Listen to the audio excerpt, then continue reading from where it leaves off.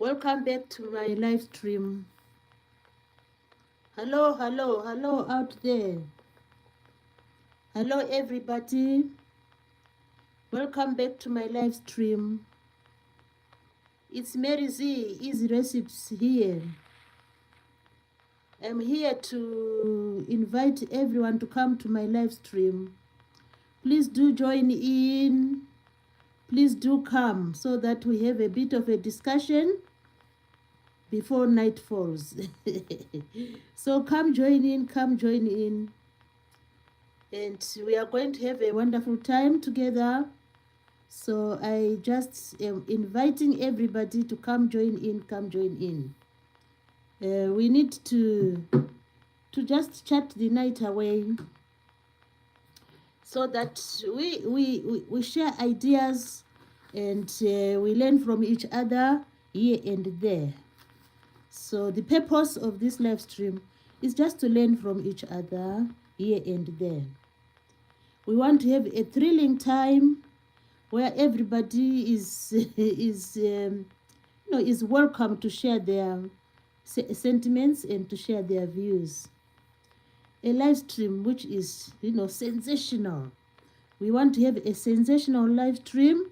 We want to have a live stream which is vibrant, which is vibrant, sensational, and I guarantee you that if you come over to this live stream, you will get one or two ideas from Mary Z Easy Recipes. So I'm calling upon everybody to come over to the live stream. People from America, I'm calling you. People from Asia, I'm calling you. People from Africa, I'm calling you. People from Australia and New Zealand, I'm calling you. Who else? People from South America, I'm calling you. And not forgetting the mighty Europe, I'm calling you. Oh, hello. We have friends joining in. We have Patricia G. 50-50. She's saying, hi, hello, Mary. Mary, hello. Which is beautiful. Hello, Patricia. Nice to have you in the live stream. Feel free to join in whatever we are going to be talking about. And before we go to the conversation or to the round table, how was your day, Patricia? And how is the weather? What else can I ask?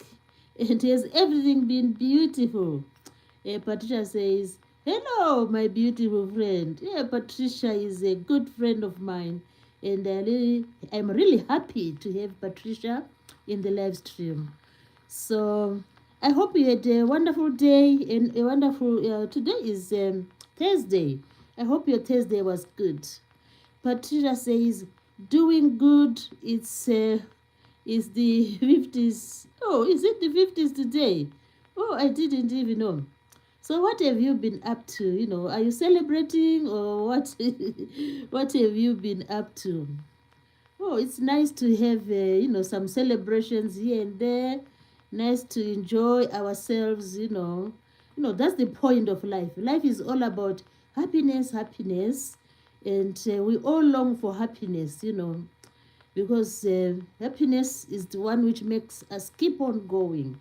So I hope everything is good and, and we are, coping well with life events. So we are really happy today. We are inviting people to come join in our live stream. And Patricia is saying, working on my Christmas dinner menu. Oh, you need to come up with I know you cook. I have seen your videos where you were cooking and you were doing awesome, So obviously you will smash this Christmas dinner and everyone will be enjoying. We also have Hunter Cookson. Hello, Hunter Cookson. How are you? And Hunter is coming with greetings. He's saying, hello. We are okay, Hunter. How are you today, Hunter Cookson? I hope everything is fine with you. It is always lovely to have you in the live stream. Feel free to be happy here, and feel free to air your sentiments, and feel free to join in the conversation. So we are really happy. How was your day, Hunter? And today is Thursday. I hope you had a wonderful day as well. My day has been good, and the weather has been perfect, the temperatures today were ranging like, they were like 10, 12, and this evening I checked the weather report. They said it's about 9 degrees Celsius. So, which is really perfect for me especially. I don't mind when the weather is like 9, 10, 11, 12. It's manageable. But when it goes to the to the freezing point, that's where we start to shake, shake, shake, shake, shake. But we keep on going. Patricia is saying, hello, Hunter Coxon. And Patricia is saying, that sounds cold. Yeah, it is cold, but it's still okay, because we haven't received any snow at the moment. So it's quite manageable. Yeah, it's quite manageable. So we are happy to be here today again to share ideas here and there. We are really happy. So how about the weather there in America? How is it in America where you are? I have heard that in America some like states they receive snow, and some states are quite warm, so it varies from state to state. So how about where you are, Patricia and Hunter? How is your weather there? How is your weather?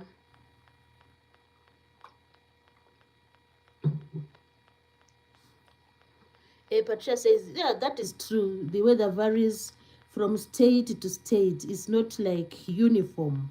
Yeah, which is expected. Because, some of the states are like on the coastline or near the coastline. And we know the coastline always affect the weather, So that is really expected. So I'm really happy today. So waiting for more people to join in. And as you come in, just tap the screen so that we have some likes, because we are looking for likes. It's like, these likes. It's like when you are like in a family or a community or a workplace, you like people to like you. So when you do something, you expect people to like what you are doing. So the same with the live streams. When we are doing live streams, we expect people to just tick, so that at least they appreciate what we are doing, which is really a good thing to do. So as you come in, you can always tick, tap the screen. And I always say, when we finish the live stream, you can always go back to Mary Z Easy Recipes channel, and you just watch the videos, watch the shows, and so on. We'll also have Patricia G. Patricia is a content creator, and she has lovely videos. So you can always check on Patricia as well. Oh, we have a new guest in the house. This is Max Kevington. Hello, Max Kevington. And how are you? And Max Kevington is saying, hi, where are you from? I am in the United Kingdom. How about you, Max Kevington? Where are you at the moment? Where are you connecting from? Where are you connecting from? I live near London, that's where I live. The place is near London, so, that's where I am. How about you, Max Kevington? Max Kevington says, I am also at the UK. Oh, are you? Which city, Max, is close to you? Which city in the UK is close to you? And Patricia says, I have another tea. Another tea. Oh. And Patricia says, oh, you say you wanted maybe channel. Patricia says, oops, hit button too soon. All right, I do understand. Oh, Max Kevington says, do you know Leicester? Oh, I know Leicester. Leicester is about, it's after Leicester, after, what is this town? You know, when you are going towards Birmingham, that's where you see Leicester, you know. And which town is before Leicester? From Northampton, you go to another town, which is called, what is this name? I forgot the town. Then you go to Leicester. I know Leicester. I've been to a hospital in Leicester. I know Leicester. Yeah, I know. And Max says, I live there. Oh, that's beautiful. You know, Leicester. I think there is the shopping area. You have all those shops like Marks and Spencers and so on and so on, you know. And Max Kevington says, yeah, it is nice. Yeah, it's nice. Leicester is nice. And there are also some castles there in Leicester, I think. I think so. So Patricia says, I have another YouTube friend. She's also in UK. She is close to London. Oh, do you? Can she connect to me? Then I can connect to her. Tell her there's a lady called Mary Z is Recipes. And this lady, Mary Z is Recipes, is cooking most of the time because I love cooking. So I do cooking videos. I do gardening videos. And I can do any video except going on the spaceship. But I can do any video, you know, just a laugh. So tell her I'm here and she can always connect to me. You can give her my, we don't call them addresses. You can give her my at Mary Z is Recipes. Oh, that's really lovely, Patricia, to have friends here. And I'm also happy. I have lots of friends, you know, in UK. I have friends here. I have friends in India and in Africa. But the friends in Africa, they don't usually come up. I don't know why. I also have friends in, there's some friends in Germany, yeah, and friends in America, of course. And I have a friend in Canada, one, you know, once in a while I visit his channel, you know. So we are really happy, you know, today to be together again and to chat and to know each other. So as you come in, guys, just tell us where you are coming from. I mean the country or the city. Because I seem to know most cities. If you tell me your city, I will obviously know, oh, that's France. If you say Paris, then I say that's France. If you say New York, I know that is America. So we are happy today to have, you know, lovely guests coming to visit us. So the thing is, after we finish the live stream, like we are going to have like an easy weekend. We can always have time to check on Patricia, 50/50, to check on Mary Easy Recipes, and all the other. We are expecting more content creators to come here. You know, it's, you know, in life it's good to have positive hopes. Oh, they are going to come, you know, just to be positive, and you see they will be coming. So that is the wonderful thing about being positive. Like yesterday I was talking about being positive. So I just believe, you know, when you believe that, oh, they are going to come, they will come, you know. Because some of them, like people in America, I think in America, it's, what time is it, Patricia, there in America? Here it's 8 o'clock. I think it's 4 o'clock in America in the afternoon. Imagine. So the American friends will be here. They will come here and we will have a good time. So we are really happy today. We are really happy today. Today is another day. And I just want to take note of the people who are here so that, you know, you can visit them as well, just to express my gratitude, you know. I will visit them and see what is cooking in their houses.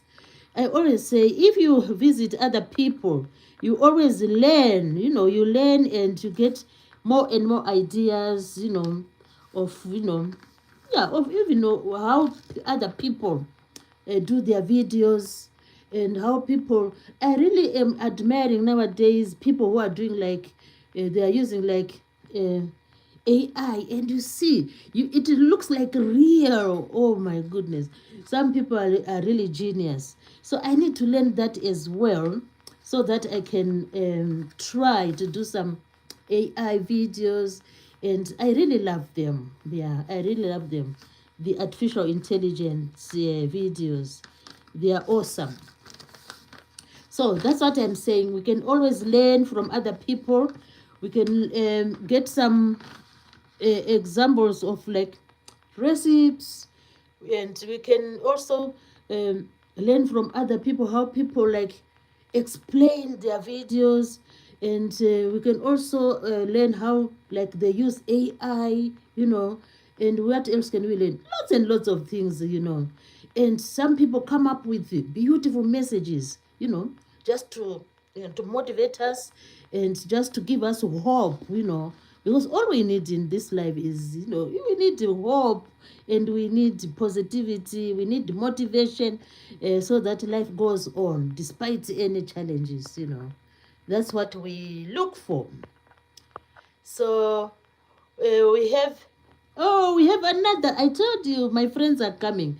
We have Jasmina Buddha. Hello, Jasmina. Jasmina said, um, oh, before we go to Jasmina, Patricia had said there are different time zones in America. It's 2:15 p.m. here. Oh, 2:15. You just come from lunch. Wow. What an amazing thing, These time zones are really amazing. So they are like in America 2:15. And Jasmina, hello Jasmina Budia. Jasmina Budia said, liked and subbed. We here for you. Oh, thank you, Jasmina.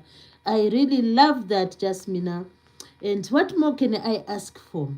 When people come to support, that's all I'm looking for, it is amazing.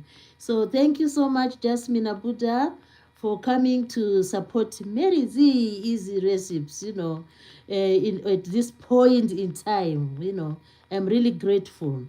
So I can quickly, when you come in sometimes, you can also tell us what is your hobby, and what is your nearest city, or which city do you reside in. You can also tell us, like what do you really like doing? Oh, do you have a favorite food? Or are you hoping to, maybe you are hoping to buy something which you have never bought before? You can tell us your hopes, in this life. It's all nice to exchange, some some ideas and your intentions, which will of course motivate other people.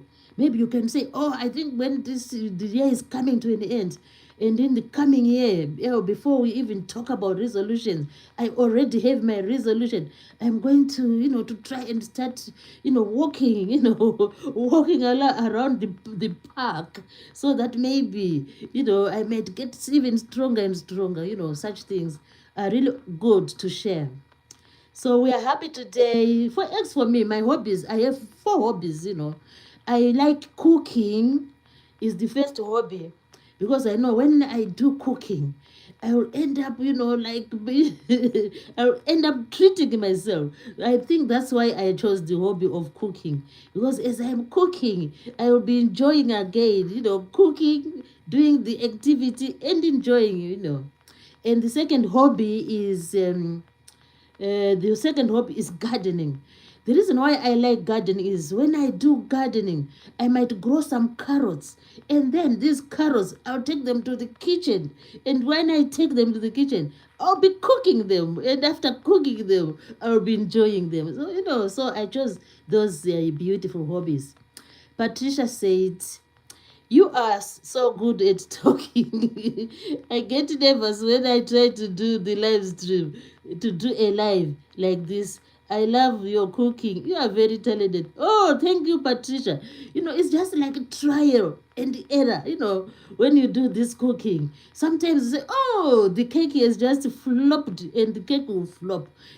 Cakes are really like temperamental. Those cakes, if you see them in the supermarket, I think the chefs are really good.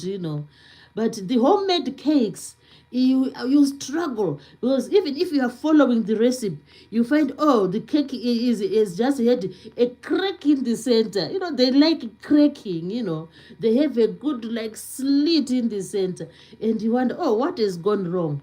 Not knowing, maybe the heat wasn't the right heat. Maybe you switch on, or maybe on 200 instead of doing 175. So the cakes are really like sensitive, and once you come up with a smooth top the cake, you are a genius, because they really play up. Cakes play up. And what about these chews? If you are not careful with these chews, sometimes you do like over season them, and when the people are eating, they start saying, oh my god, this is too much spicy or too much salt. So we just need to, yeah, we'll keep on going. We keep on doing the cakes and these chews, despite despite the flops and so on. Oh, we have Scully. Scully Pop is here. Hello, Scully Pop. Lovely to have you in the live stream. Oh, before Scully Pop, we have Live Reality. Hello, Live Reality. Live Reality 1818 is saying hello. It's lovely to have you, Live Reality. Feel free and you are welcome. I welcome you with open arms. And we have Scully Pop. Scully Pop is like, Mary, Mary, Mary. And Scully Pop is like, thumbs up. And he's encouraging everybody to do the thumbs up, We love everybody in here, and we are so happy. And Live Reality is saying, yo, I do love that kind of language, Yo, it's slang, and slang is wonderful. I love slang. In Live Reality is saying, like Dan, see what the friends do. When they come in like an army. They are like an army. The army people. I love to see the army people. Oh my God. Whenever I see like the army, like I meet them in town, I just look at them. So, oh, these are gallant people. So the people come here on my live stream are like the army, They are coming with full support, which is really awesome. Live Reality 188 is giving us some beautiful emoji there. And she's just saying, we are here to support Mary Z's recipes. And Scully Bob is saying, live, hello. And Scully Pop also says, hello, Jasmina. And Scully Pop is greeting, hello, Patricia. Hi, Patricia. See how nice these people are. They come in and greet each other, and they acknowledge each other. Who doesn't like that? I really love it. And Live Reality saying, hello, Scully Pop. Hello. Yeah, which is beautiful. That's all we need. We need this, we need, what do you call it? I just forgot the word. We need just this friendship. This, they call them like friendship, and I forgot the other word I wanted to say, so we need this, Hunter is saying, hi to everybody. Hunter is here to support us, and we have lots of content creators here. We have Scully Pop, we have Patricia, we have Live Reality, and who else is here?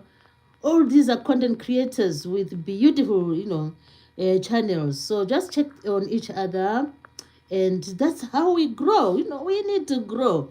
It's like when you plant I'm a gardener myself. I'm calling myself a gardener, although I'm just an entrepreneur. I'm not like a professional or a CEO. So a gardener like me, when I plant or when I sow the carrots in the garden, sometimes the carrots are so temperamental. They don't grow.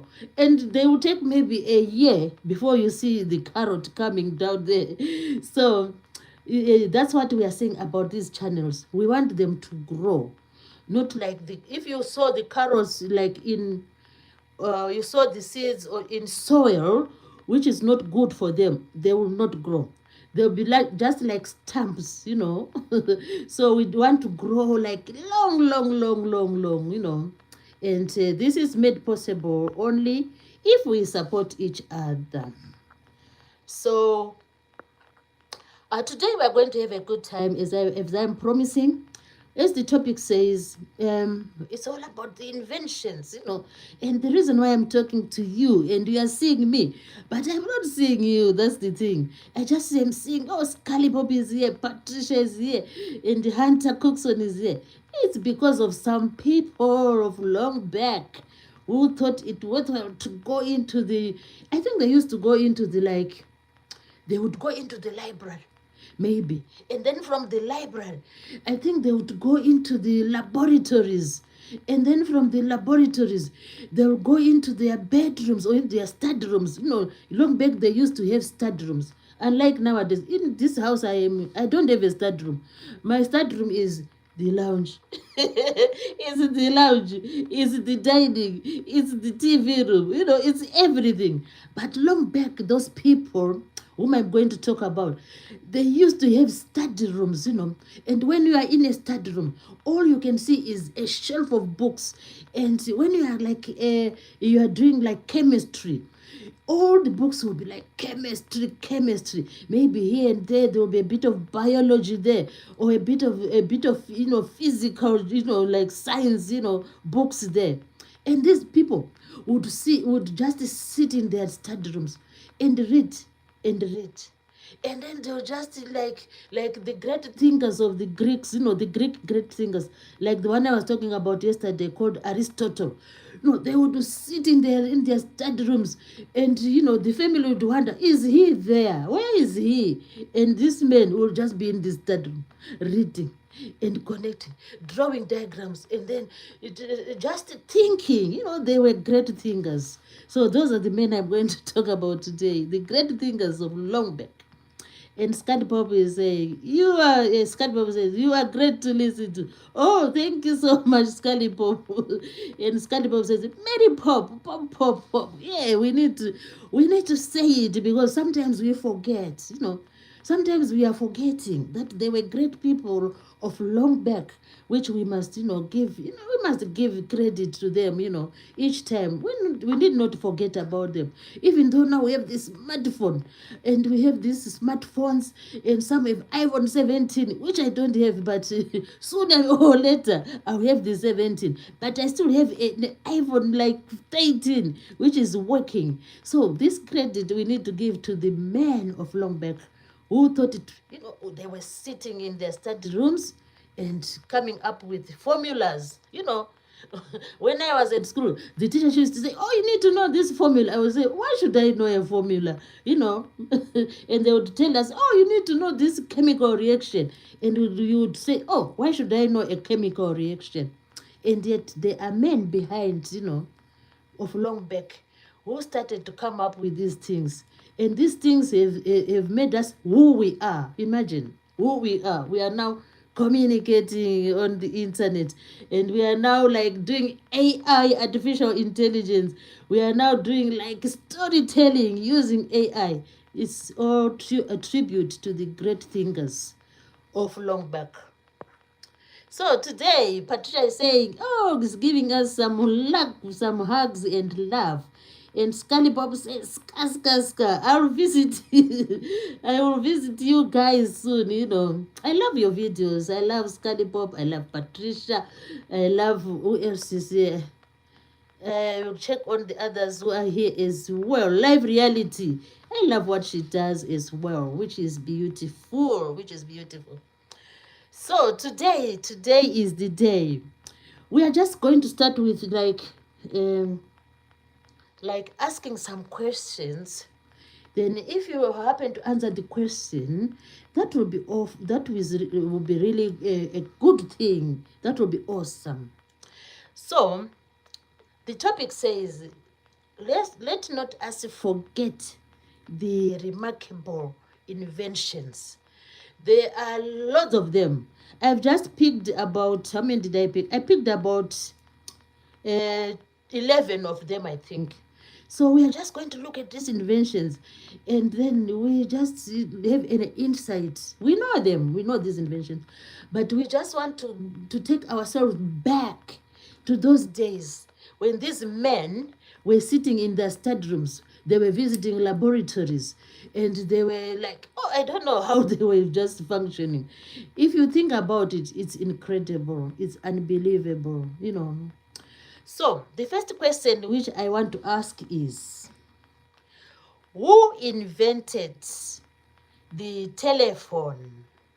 If you know the answer, guys, just please write the name of the man who invented the telephone. Who invented the telephone? I'll give you. Oh, there are people chatting here. Sorry, I didn't read the chat. Hunter Coxon says, hi, Hunter is greeting everybody. And Scully Pop said, hi, Hunter. Hunter, hello. And Hunter Coxon said, yo, yo. Oh, that's the language I said I like. I find it so like refreshing. Hunter Coxon says, hey, said hi to everybody. Oh, sorry.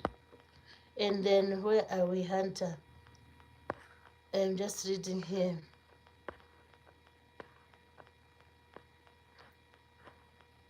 Yeah. Hunter Cookson said, you are so nice. Oh, thank you. You are also fantastic. Because the reason I'm saying that, because you've decided to come and see Mary Z's recipes, doing, it's not my own thing. Doing things for my friends and the friends doing things to me. So Scully Pop says, oh, I've read that one. Oh, see, sorry, the phone is just like playing up, but we will go there. We'll get there. And, oh, I want to read what Patricia said. Patricia said, so many men and women of the past and the present and future are just amazing. With that, they create for us, for us normal people. That's true. Because remember I said, as for me, I don't even have a study room where I can so go and open, those philosophers. They had huge books like this, huge books. And you would wonder, how did they read all those huge books? They have huge books which are heavy to carry. But, they would read those books. They would come up with new formulas. And they would come up with new, formulas and diagrams, graphs, And you can imagine who started the idea of graphs. All these clever people of long back. And Scully Pop is saying bell. Oh, Scully Pop is correct. So the person, the man who invented the telephone was called Alexander Graham Bell. So we give tribute. We are just, just a reminder. It's just like refreshing our memory, because the teachers have told us, but sometimes we say, oh, we just say, oh, it's just a phone. But we should say, oh my God, there's a man called Alexander Graham Bell, and he just sat maybe he was in the laboratory, or he was in a study, in his study room, and he started connecting them. Then he came up with this wonderful gadget called the telephone, and up till now we are using. Although we no longer use, most people don't use the home phone anymore.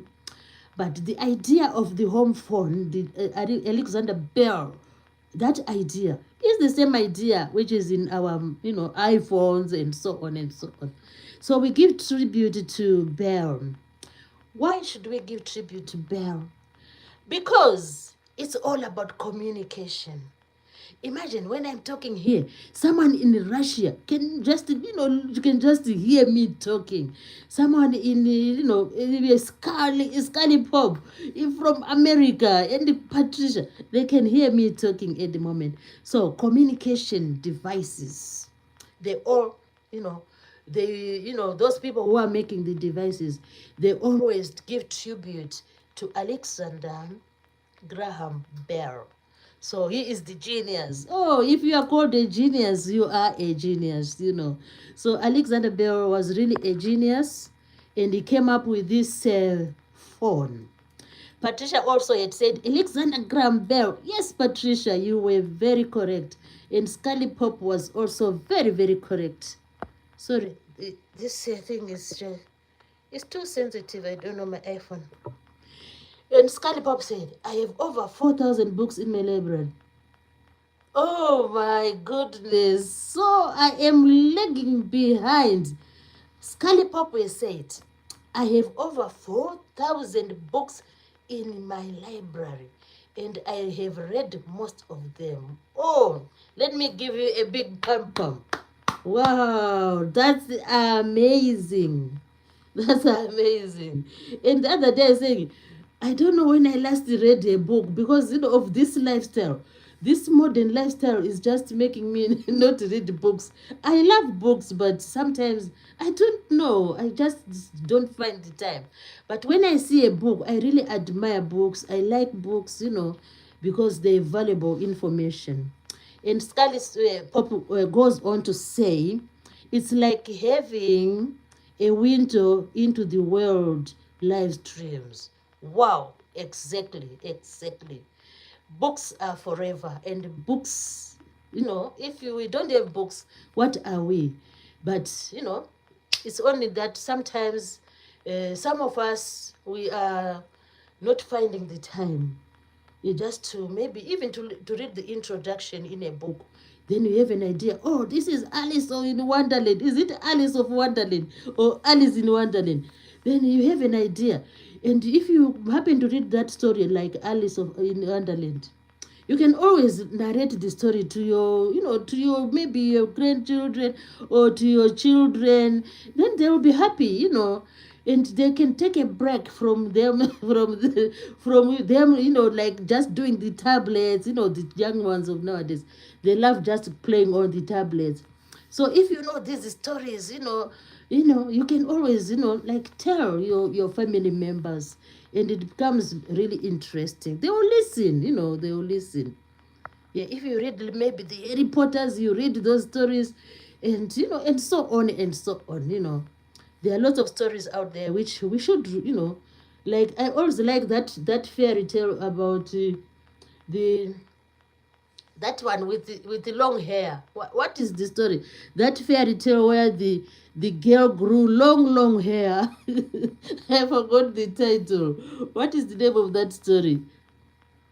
Where the girl was living upstairs in a room up in an upper room, um, and the hair grew long. And Patricia says, did you know there was multiple men,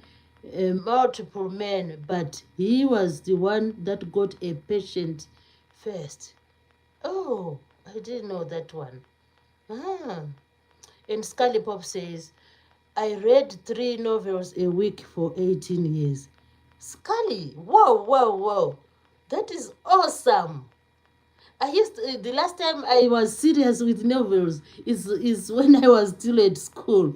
But nowadays, I just read the novels and I don't know what's happening. Wow, that is awesome. That is awesome. Patricia said, patent and patient. All right, patent and patient. Uh-huh. And Patricia said, that's a lot of books, Scully. Yes, Scully is... what do you call someone who reads lots of books? We call him a genius. She reads lots of books. He has read lots of books. Wow. That's really amazing. And Scully Pop says, you should look at my Emerald Wonderland series, where Wizard of Oz meets Alice in Wonderland mashup. I wrote 20 stories last year, and I narrated them in a playlist. Yeah, I think I've listened to some of your stories. I think I have. Yeah, the one I was also asking for was Rapunzel. The story of Rapunzel. I like it so much, I like it. It really amazes me. Yeah, the story of Rapunzel. Yeah, that's the one. Oh dear. That's the one. Yeah, the story of Rapunzel, the girl with the long hair, and then a monster would come and say, Rapunzel, Rapunzel. And Rapunzel would know that, oh, that's a monster. It's not some human being. And Patricia said, hi, Yeah, it's only my phone was like flicking. So Patricia said, wow, Scully, you are really busy. Yes, Scully is busy. Even if you look at his videos where he uploads those stories, I don't think I would be able to do that. I don't know how he does it. Oh my goodness, the stories, they are amazing. He does stories with the like action movies. They appear like action movies, when he's narrating, when he's telling the stories. It is really, outstanding. It's amazing how Scully does his stories. So guys, you can check on him. You can check. Even Patricia is coming up with, with interesting videos. I like also to watch what she does. It's amazing. So I was talking about Rapunzel, such stories. So I think I have to go back to the drawing room. I think I have to, these children's books, the stories are not like a handful. They are just like a few pages. You can easily read them and just have an idea of these stories of Longback. They are really interesting. Although they are like children's stories, but knowing them is also good as an adult. Scully Pop says, I have a character called Cinder Fairy, a cross between Rapunzel and Tinkerbell. Oh, right. Wow, that's being creative. Cinder Fairy. Ah.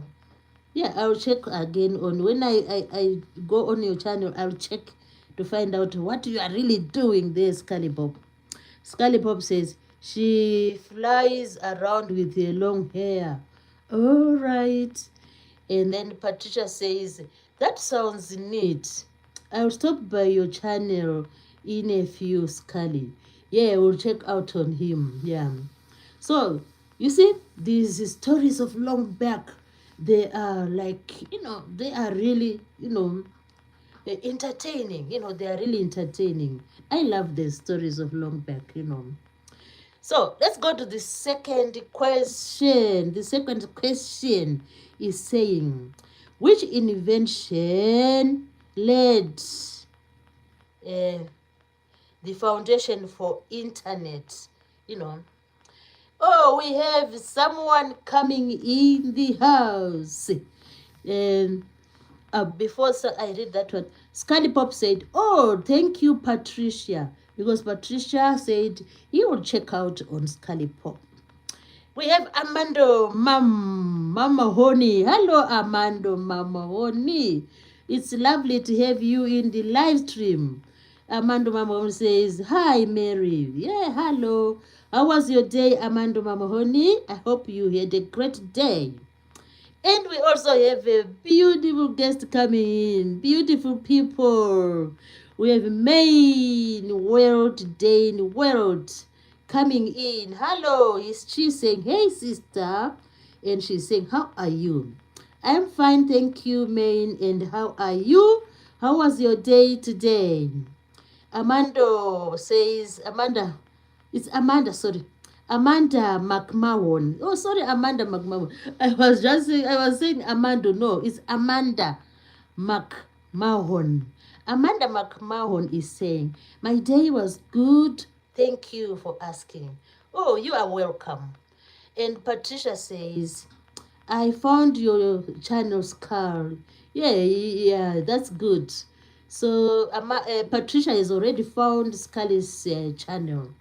So we are really happy today because these questions I have for you are going to remind you of the great man who studied tirelessly and came up with amazing ideas and inventions.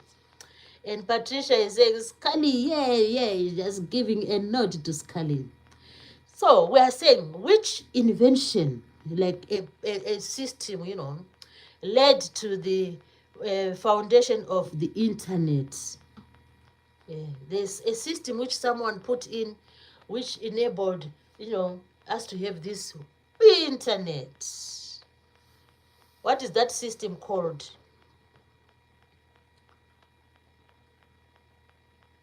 It's no, it is Scully says, was it fiber optics? It's something to do with that, but it has a special name. Yeah, I think it has something to do with those optics, but there is a special name for it. That system, which enabled the foundation of the internet. So the answer is, it's called upper ARPANET. It's called ARPANET. ARPANET, ARPANET. That's the system.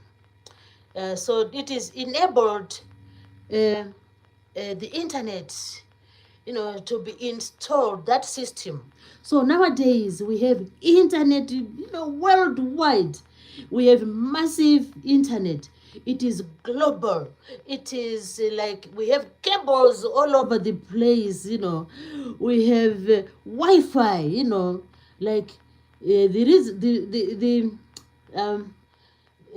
what is making me speak on this phone is because of Wi-Fi, and we need just to, to know, or to keep on being aware of what is happening in terms of technology.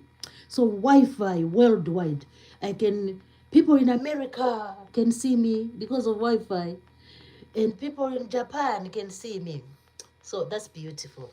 Main World today is saying, she's giving us some hugs, she's giving us some flowers, and she's saying, oh, like. So guys, as you come in, just do the like. And Main is encouraging everybody to do the like. So we need to give credit to those, like, what do you call them? Are they, I don't know, the people who did this internet technology. I don't know what name we give to them. IT specialists, maybe? I don't know. So let's go to question number 3. Number 3 says, which invention led to the assembly line production? Assembly line production. If you go to the factories or to the large industries, nowadays in most of these factories there is assembly line. You see men just lining, like in a line, and each one does something, and then the product they are manufacturing, or even if it's food they are baking, it goes along the line. It goes until the final where they will put it in the tin, or they'll tin it, and then they close the tin. But there are people who work along the line. So when did this thing start? Yeah, yeah. When did it start? When did this idea of assembling line start? When did it start?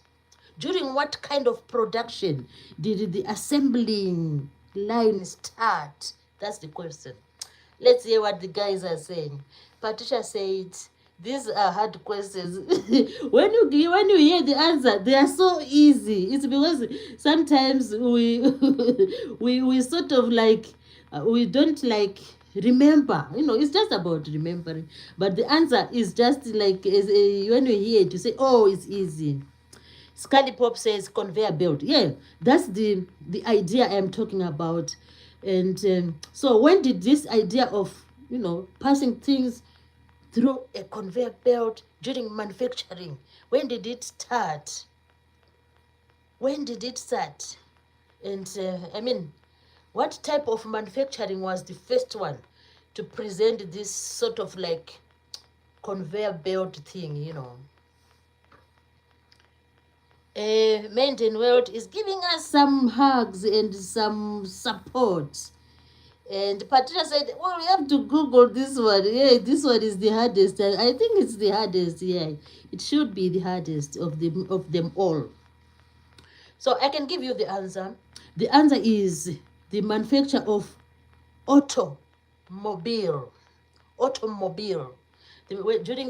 When they started manufacturing cars, that's when this idea of conveyor belt, like of assembling line started. When they started manufacturing the cars, Then from the cars, the other small manufacturers like the tin diffuse and so on and so on also started to get that idea and put it in practice. But it all started with the manufacture of cars, automobile. I think the Americans called the cars automobile. I don't know what it why they called them automobile, car manufacturing. So then the meat packaging, they copied from the idea of the automobile. So automobile was the first manufacture on assembly line. Yeah, assembly line, or what Scarlett said, Scarlett said meat packaging. Yeah. Oh, yeah. Meat nowadays, nearly everyone is now using the assembly line, the type of production, of producing their goods. Patricia said Thomas Robbins in 1892 for mining. And while the Swedish company Sandvik developed the first steel conveyor belts around 1901 and revolutionizing industry use in yeah, that's what Google said. But the idea of where it then when those ones were produced, invented the lines, then the first noted one was in automobile. Then the rest of the people were doing the assembly line production. Okay, so the car industry was the one which really, got hold of this assembly line thing, in a massive way, in a massive way. Let's go to question number 4. Who is known to have invented the World Wide Web? The one I am using now. The one all of us are using. The World Wide Web, Who invented the World Wide Web? Internet. Yeah, that's the World Wide Web. Yeah, the World Wide Web. You can type and someone in you can get your what you have typed, someone far away in Toronto or someone far away in New Zealand, in Auckland. It's because of that man. What is his name? He is a genius.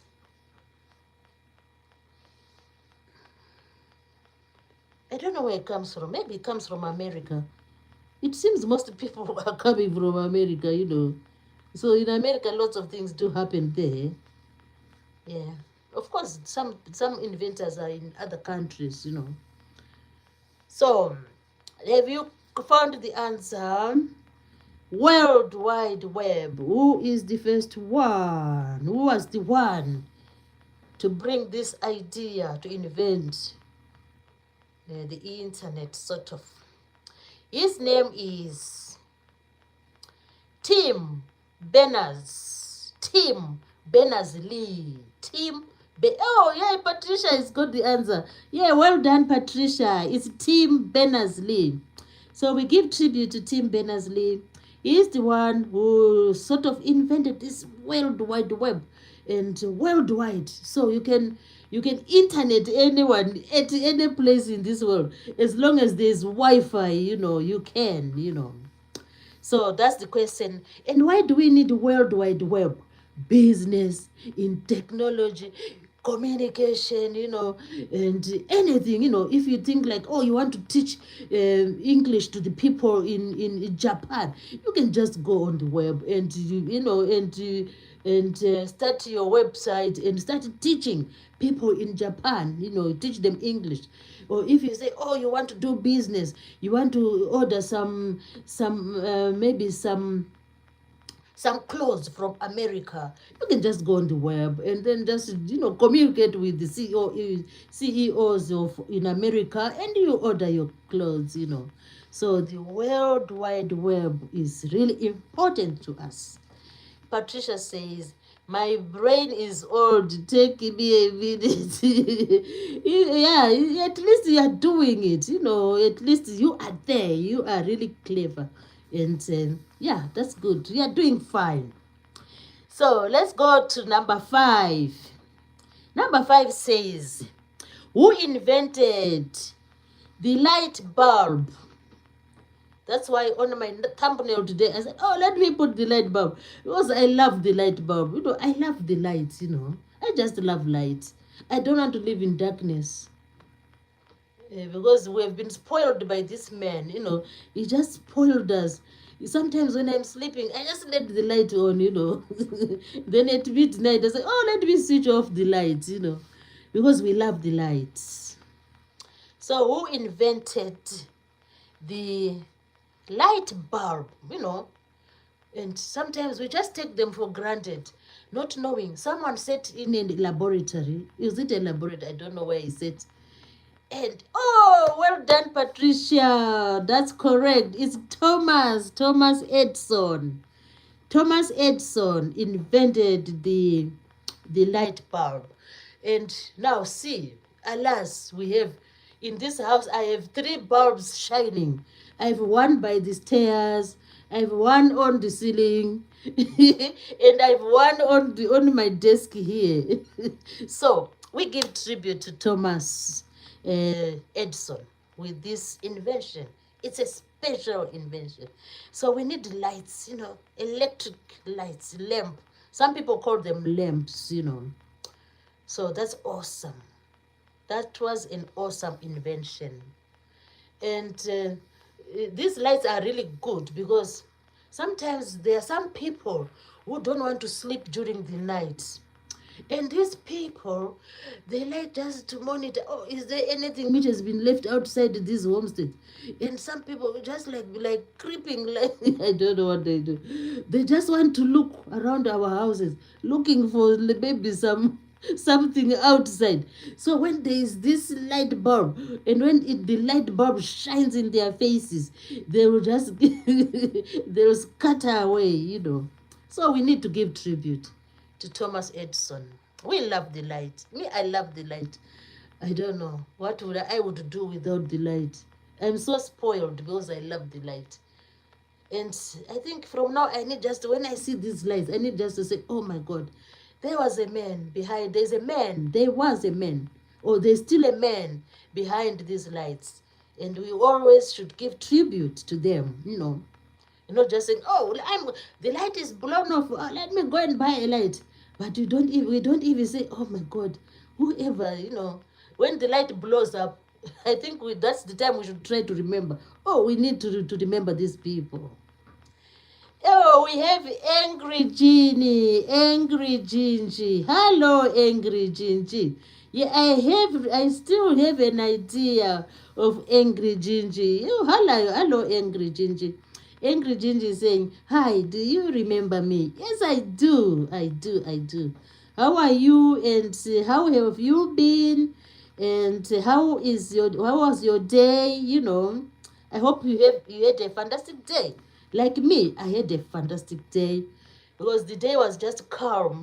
When the day is calm and there are a few challenges, although every day I have challenges, but I just say the day was good, despite the few challenges I usually have, So Patricia says, this was fun, my friend. I have to go. Thanks for the live. It was great. Oh, yeah. Thank you, Patricia, for coming. I really was happy to see you, and I was really excited to see you. Thank you ever so much. Have a good, you're going to your evening, towards evening. Have a good evening, Patricia. I know you're going to be cooking and so on. So thanks for coming, Patricia. Scully Pop is saying, bye, Patricia. And Patricia is giving us some teddies, some love. Teddies. Oh, thank you, Patricia. We appreciate your presence. And have a good night. So, let's go to the next question. Who developed the first successful polio vaccine? Polio vaccine. When you talk about polio, let's have the answer first. Who is this gentleman who invented the first polio vaccine? I don't know where the ladies are. Maybe I was like the ladies. They should be, maybe I don't know why I just picked the men. I think there are ladies also who were inventing stuff, you know. But so far, it's like men, men, men, men, men.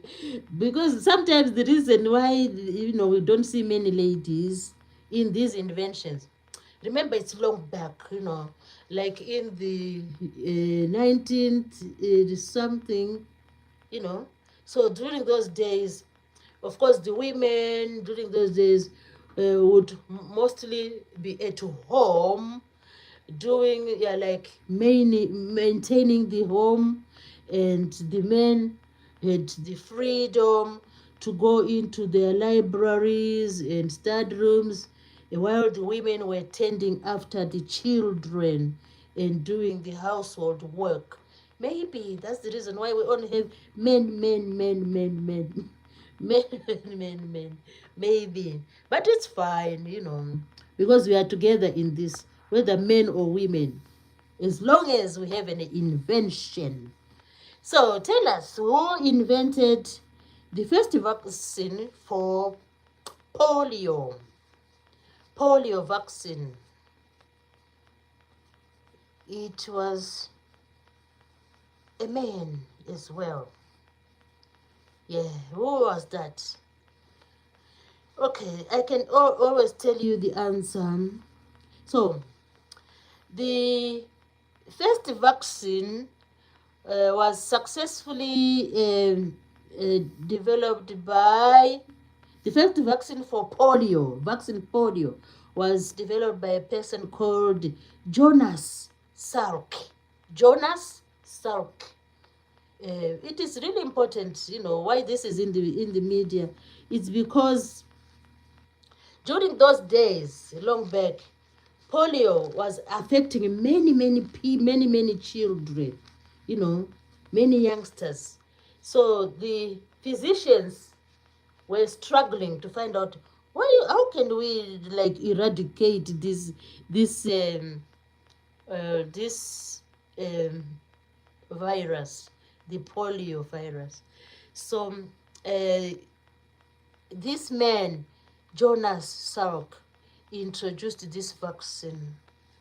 So from those days, people were getting immunization, and they would get some vaccine, and the vaccine which they used is they used a vaccine, and usually when you get a vaccine, it is trying to make the virus in your body inactive.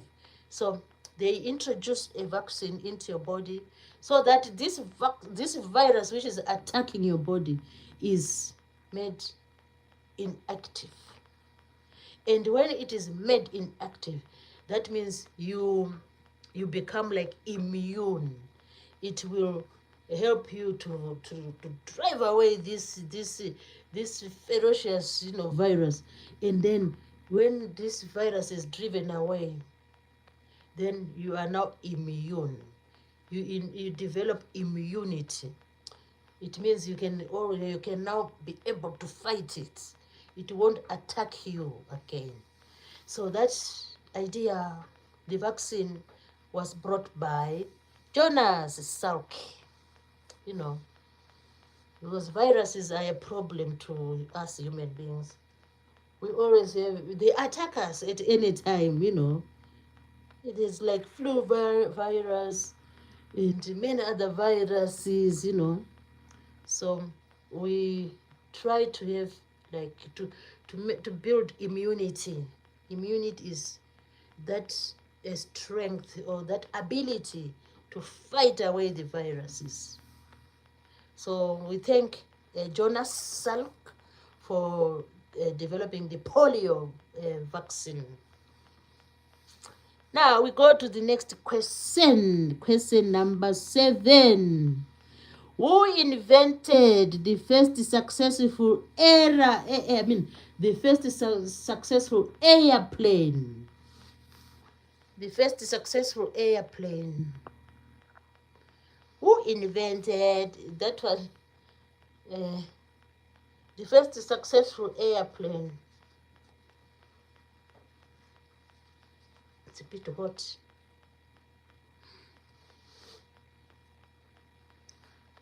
Successful airplane. Who invented an airplane?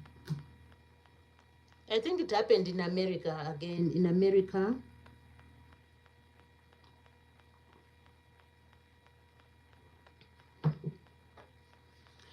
The answer is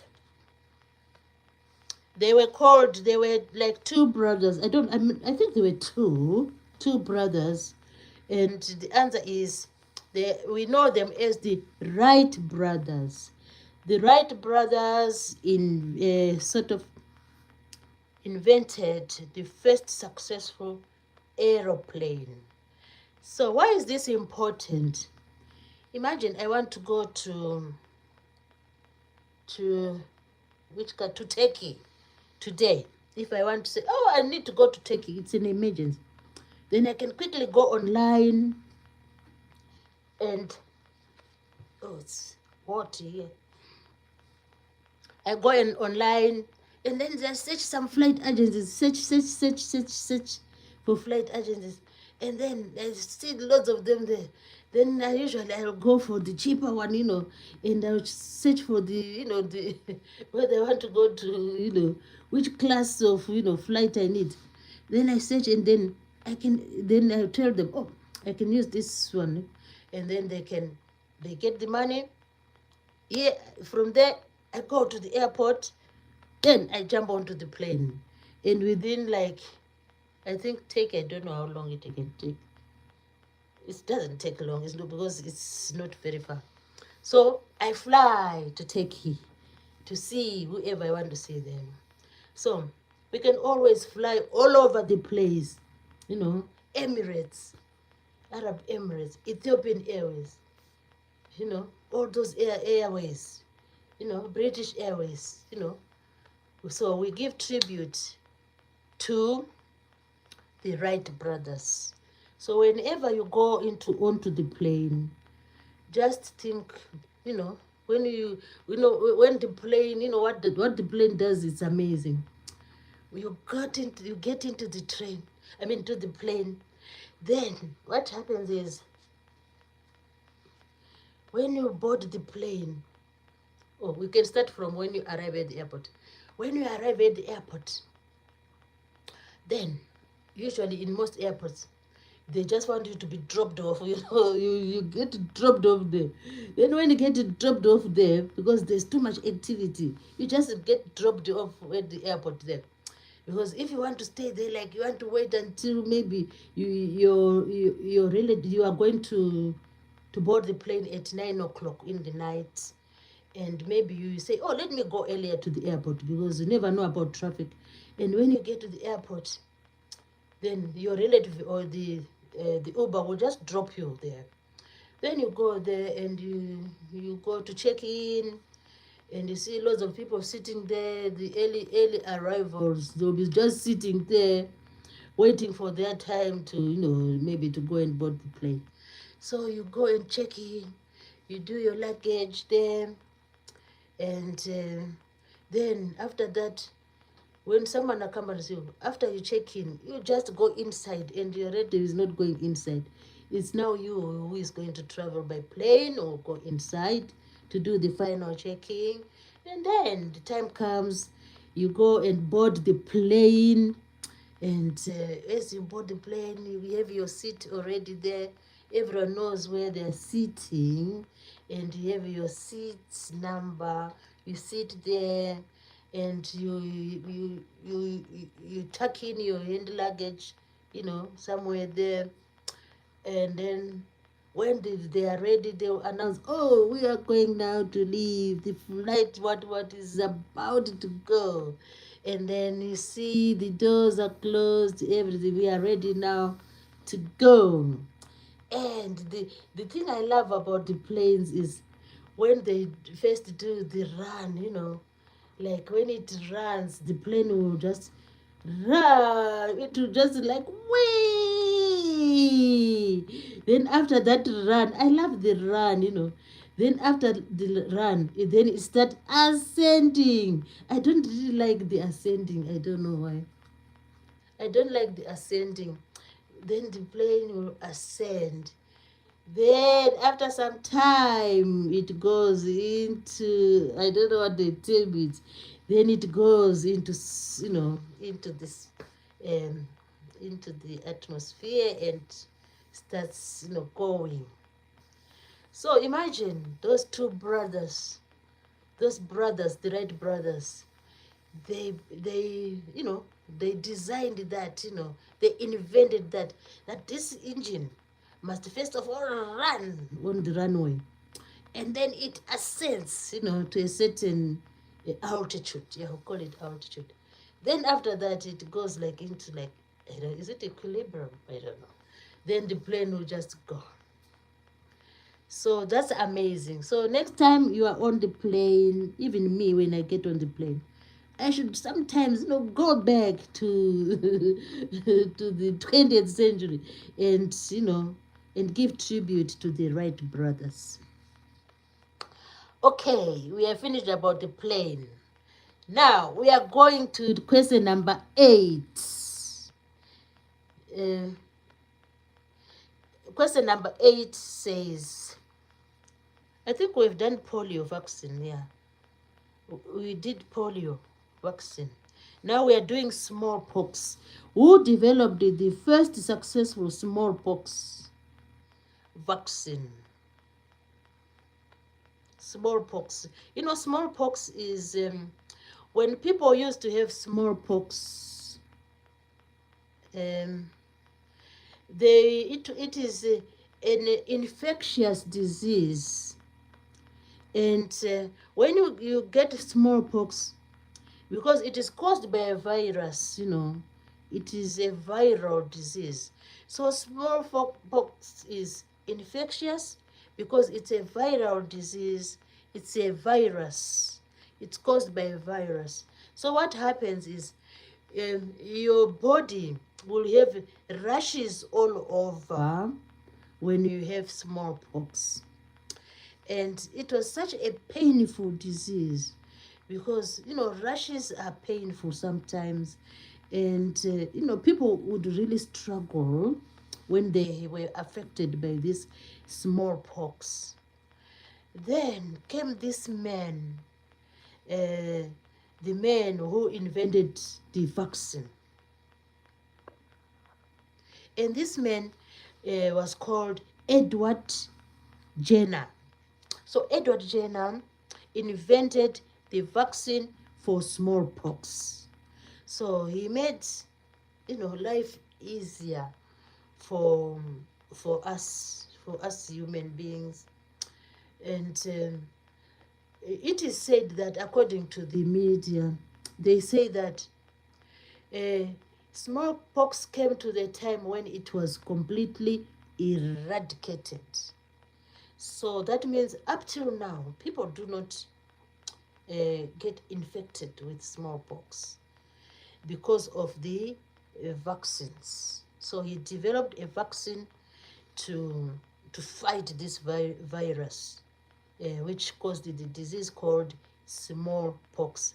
I think they called the smallpox because of the, like, I think people used to have some rashes, all over their skin, and which was really uncomfortable and painful. So we give tribute to Edward Jenner. He is the physician. I think we can call them physicians.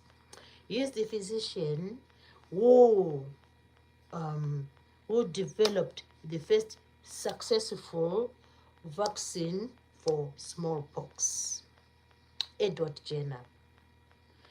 And they said that since it has been eradicated since the year 1977.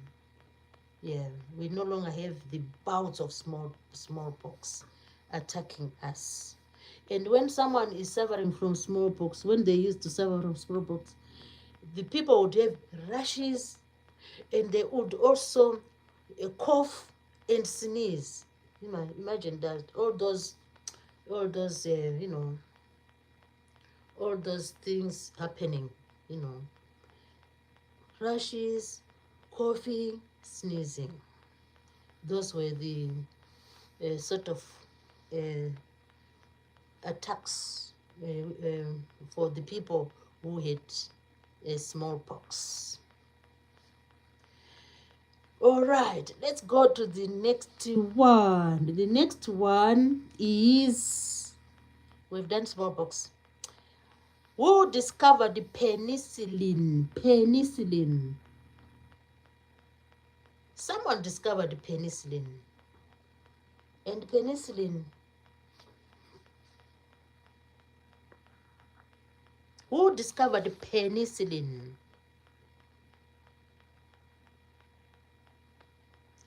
And let me tell you the answer. The person who discovered penicillin is known as Alexander Fleming. Alexander Fleming discovered penicillin, and it's not like a long time back. It's just like around the corner, you know. And this was done. He did this in 1928. So 1928 is not far off, you know, far away. So Alexander Fleming discovered penicillin in 1928. So what's the importance of penicillin, if we may ask ourselves? What's the importance of penicillin? Penicillin is the antibiotic, you know. We have penicillin in antibiotics, you know. And most people say, oh, I need the antibiotics because I think I have this. Oh, doctor, can you give me antibiotics?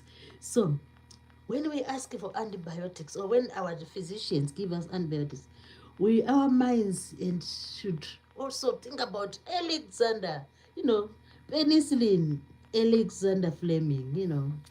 He is the one who developed this. He discovered, you know, that, oh, this substance called penicillin can help, you know, to cure to kill bacteria. Penicillin is mostly for bacteria, you know. It's not like for viruses. It's for bacteria. Because viruses and bacteria are two different things, you know. So bacteria can be killed by penicillin. You can deal with penicillin. We can deal with bacteria using penicillin. So this penicillin, it's like they say they sort of get it from molding. I don't know how they produce it. Something to do with molding, with molds. And then the final product will be antibiotic, you know.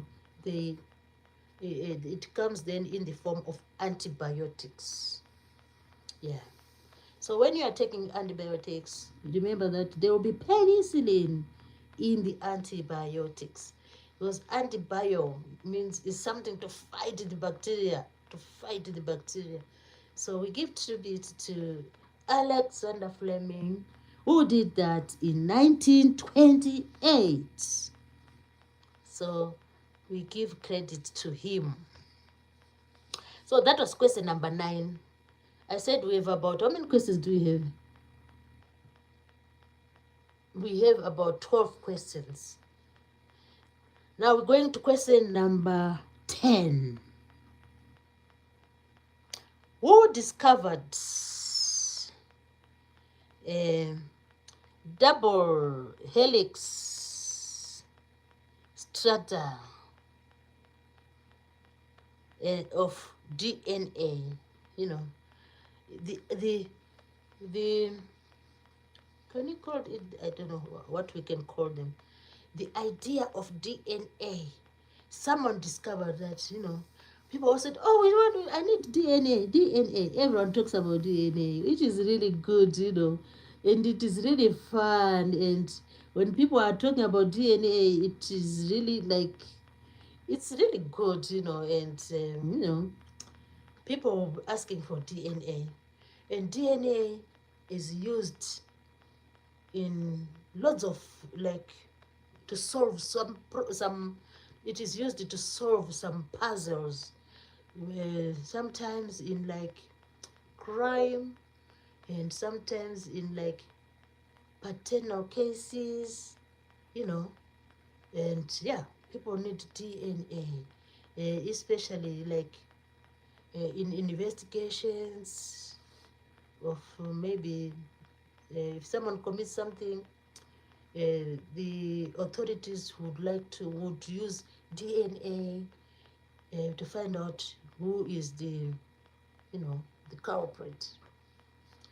So DNA, that idea of DNA, someone sat in his study room and started to look at the human anatomy, and then came up with this idea of DNA. And if you know the person, you can tell us. If you know the person, this physician. So this physician is called James Watson. James Watson with the DNA idea. He is called James Watson. So what is DNA really? What does it mean? DNA, they say it is called DO. D stands for DO. Deoxyribonucleic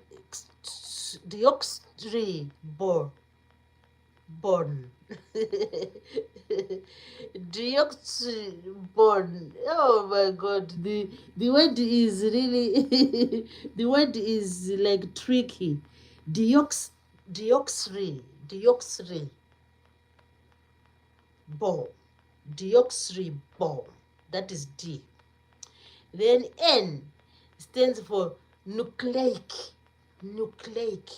So yeah, it's like the idea of DNA is they go into the nucleus. That's where I think they get this this sort of, yeah, they cells, I don't know. So it's a deoxyribonucleic nucleic. N is easier, the D is the one which is like but it's just one word, it's just one word.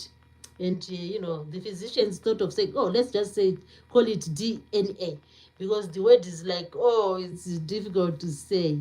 So DNA stands for deoxyribonucleic nucleic acid. So that A stands for acid, DNA. So what is it all about?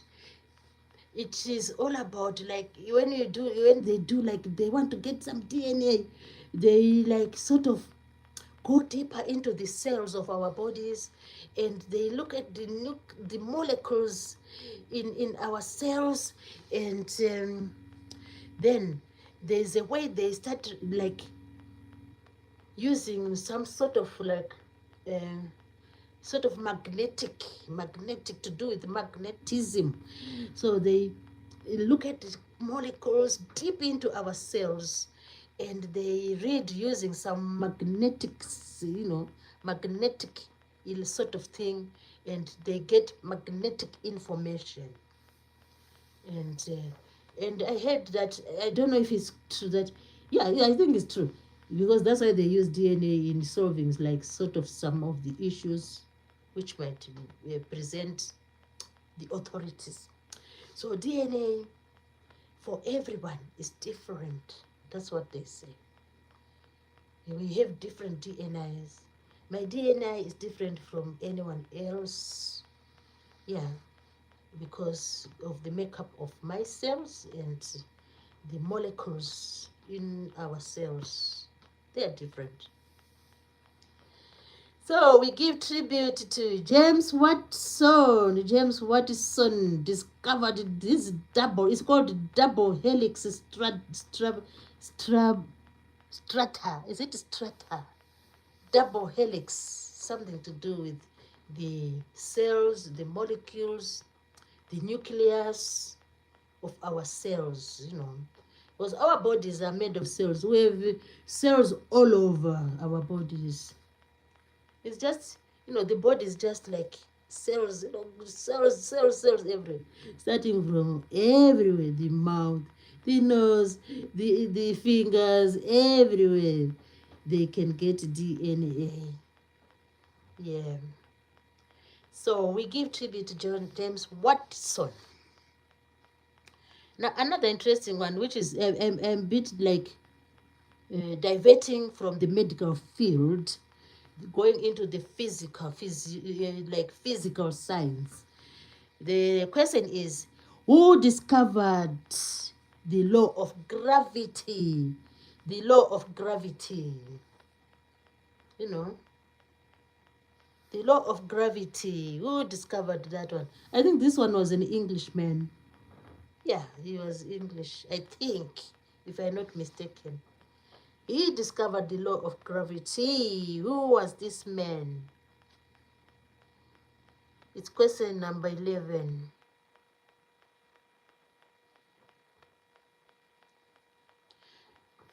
Law of gravity. Anyone in the anyone in the chat to give us an answer?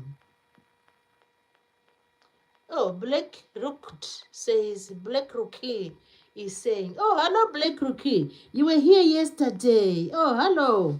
Welcome to the live stream. Welcome, welcome.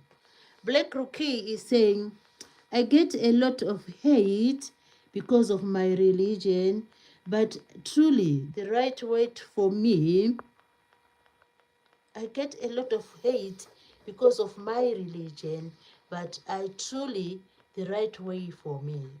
Oh, who does that? We always say we are all different on this planet Earth, and we have different beliefs. And if someone believes in a certain religion, that's fine. And we should know that people have different beliefs and different religions. So all what we can do is just to embrace one another.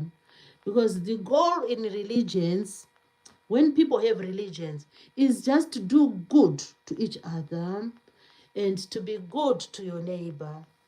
And whether you believe in whatever religion, the laws are more or less similar. You should love your neighbor and you should respect anyone.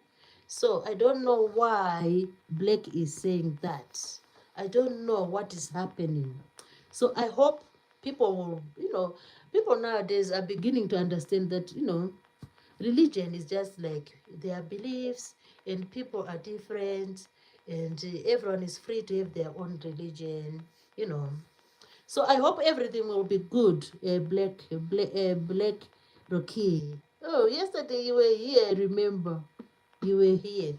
So just, yeah, just have hope and trust that the people, whoever doing that to you, will have an understanding that religion is just beliefs, and everyone can believe whatever they like to, because we always say we are living in a free world, and we need to embrace each other, to understand each other, and the life goes on.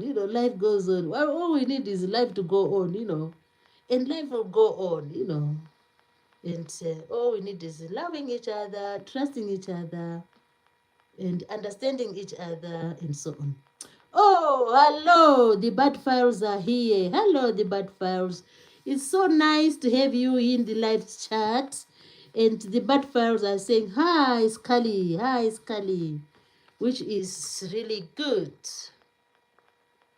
So feel free, the bad files, to be here I'm just talking today. I'm just talking about just a quick reminder about these famous people, the famous people who invented, amazing, like in health and in physiology, and these things we are using them in our day-to-day life. So I talked about the telephone, and I said it was Graham Bell, and I talked about the idea of internet, and we were talking about which like foundation led to the internet. It is called the ARPANET. And we also talked about the idea of like assembly line, when things go through the assembly line, then we finally, at the end of the line, we have the product, and it is easier to manage because each man at his own station will be doing something to the product. Then they pack the product. So the assembly line idea was like mostly, at a large scale, used in the automobile, or they say automobile, industry. That's where this idea was really reinforced. And then nowadays, many manufacturers are using this assembly line production. I really like the assembly line production. I think it makes it easier for the workers, because each one does their own bit, and then the product keeps on going. Like Scully said, it's like it's a conveyor belt. So the products go down and down and down, round and round, then to the final point. And the final point, obviously, maybe before they do like some quality check, after the quality checking, I think all the products go through the quality checking. Then after the quality checking, then packaging.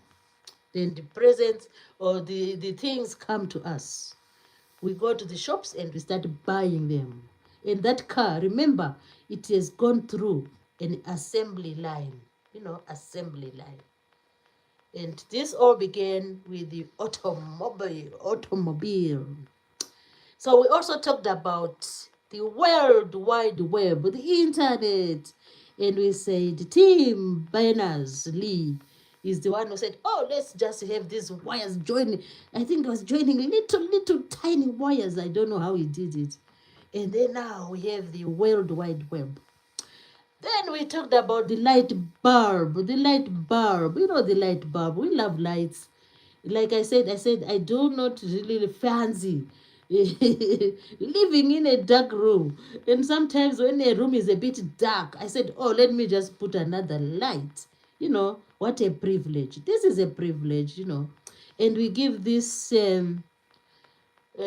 honor to a man called Thomas Edison with the light bulbs. Then we went on to talk about polio vaccine. A physician called Jonas Salk. Came up with the polio vaccine. And, even nowadays, people get vaccinated against polio. Because, when polio attacks you, what it does, what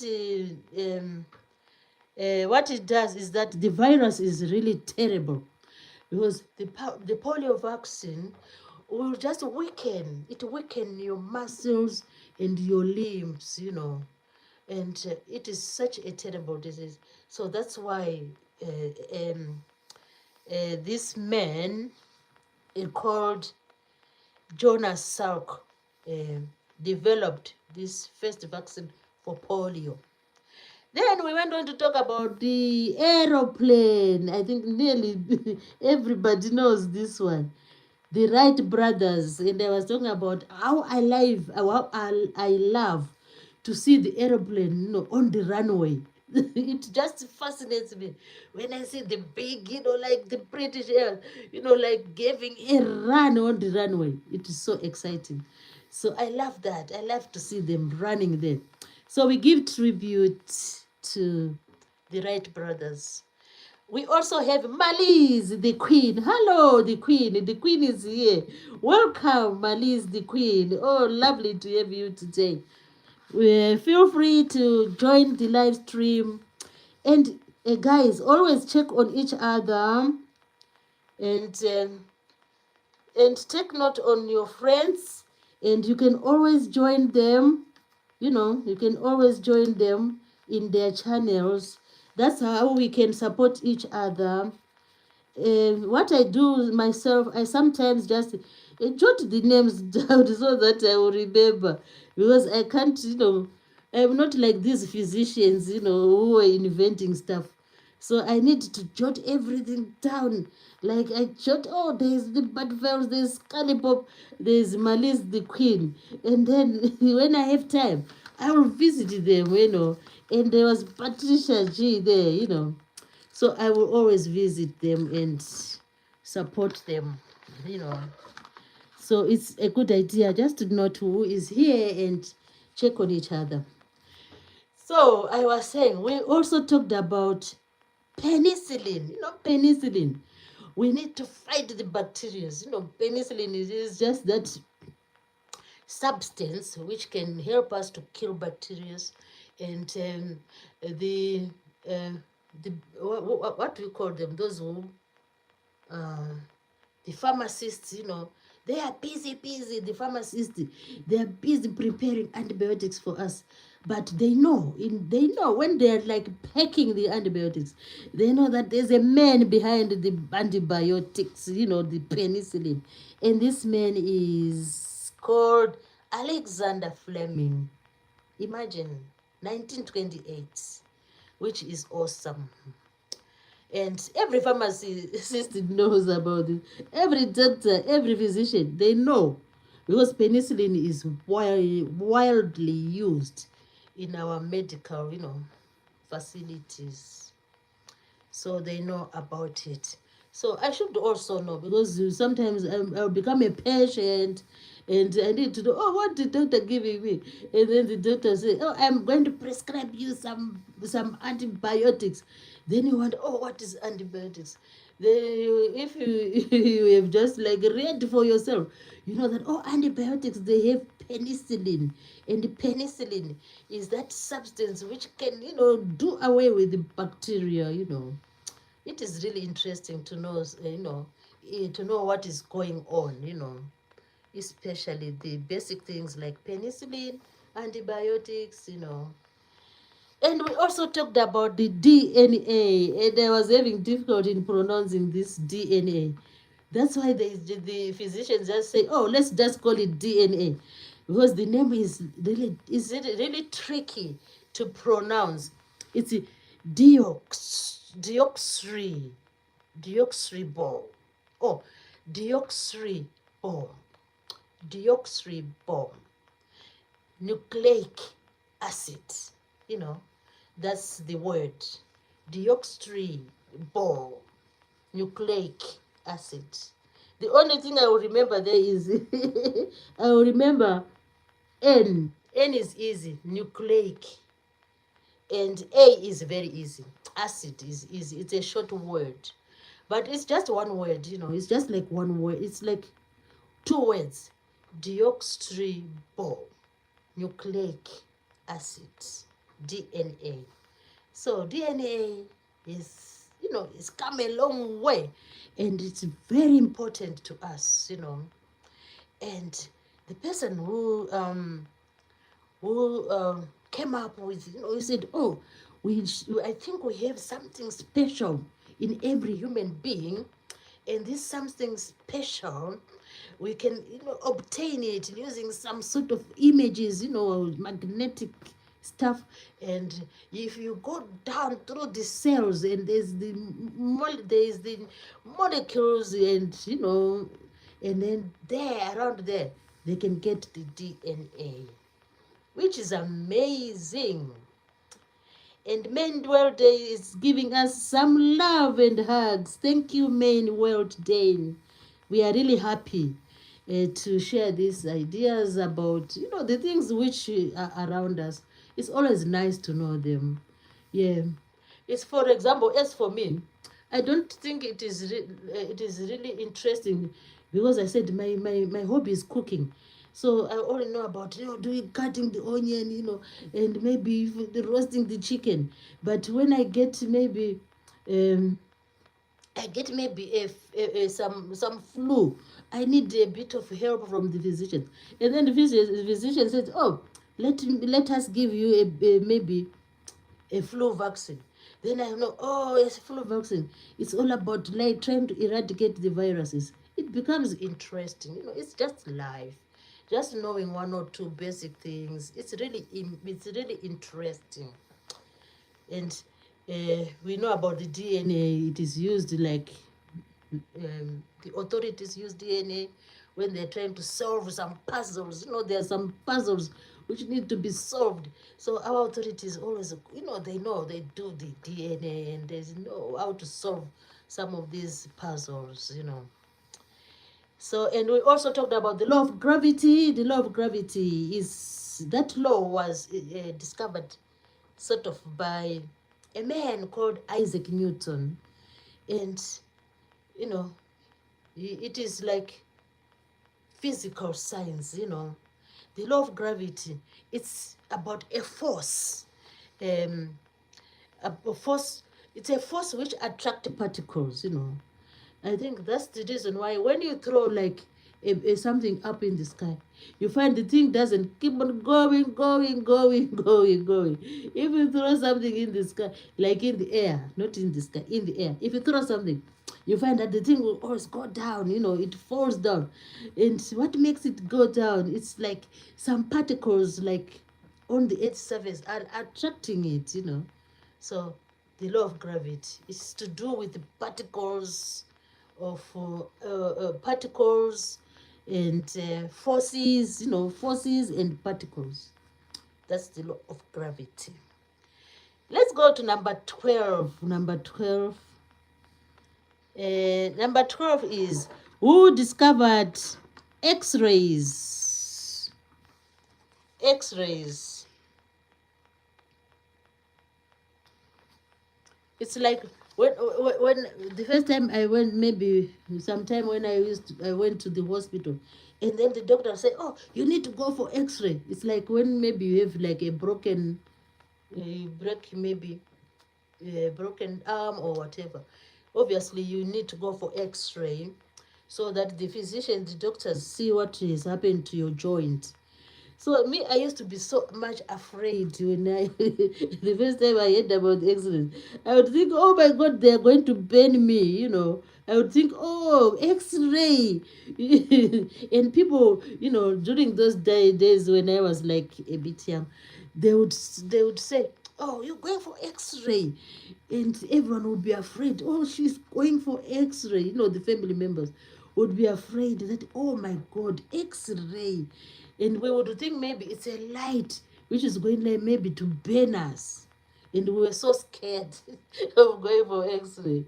But otherwise, now that we understand that a man called, the man called Röntgen, Wilhelm Röntgen is the one who discovered the X-rays.